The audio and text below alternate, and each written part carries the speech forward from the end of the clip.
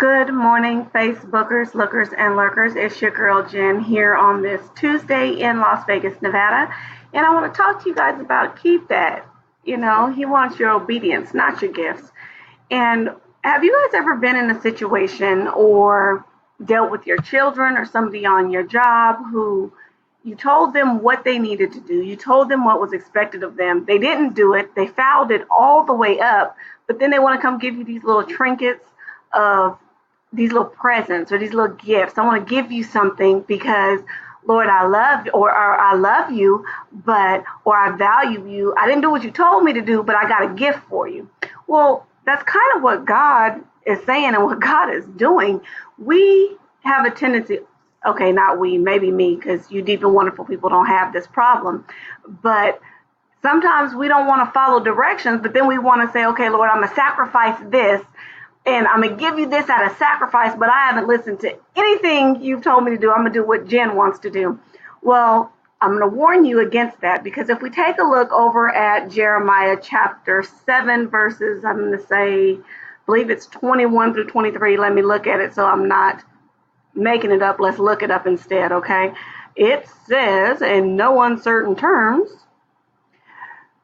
the message from the God of the angel of armies, Israel's God, go ahead, put your burnt offerings with all your other sacrificial offerings and make a good meal for yourself. I sure don't want them. When I delivered your ancestors out of Egypt, I never said anything about wanting burnt offerings and sacrifices as such. But what I did say and commanded is this: obey me, do what I say, and I will be your God, and you will be my people. Live the way I tell you, and do what I command you to do, so that your life will go well. Now, here's the thing. If God has told us what to do, he does not care about our sacrifice. Our obedience is worth more to God than anything we can give him. First off, everything you have, anything you could give him already belongs to him. Okay, he shared that with you. He made provision for you. So you're not giving him something that don't already belong to him. So what is this obedience, Jen? What does that mean? What do you mean be obedient to what God is saying? Well, first, you have to die to your own will. And if you don't believe me, look at the word obedience in itself. Smack dab in the middle of the word obedience is the word die. Smack dab in the middle of the word die is I. So what that tells you is that I must die to me in order to be obedient to God. That means whatever I want, whatever my will is, doesn't matter. God's will trumps that. And my truth, my transparent moment is I've been debating for the last couple of days on taking a break. I need 30 days, Lord, to get me right, to get my mind right, because I'm tired, Jesus.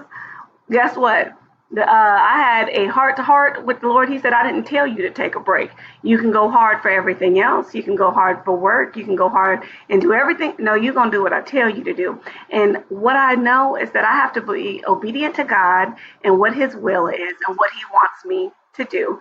So guess what? Ain't no breaks for me right now. When God tells me I can take a break, that's what I'll do. Anywho, it is Tuesday. You guys have an amazing day. I've got to go to work. I see all of you. Thank you for tuning in. Feel free to share this video on your own walls with your friends, Twitter, what have you. We're on Instagram, Twitter, Facebook, YouTube, what have you. Anyway, have an amazing day. I'll chit chat with you guys tomorrow because I don't get a break. Bye-bye. Be obedient on today, okay, you guys?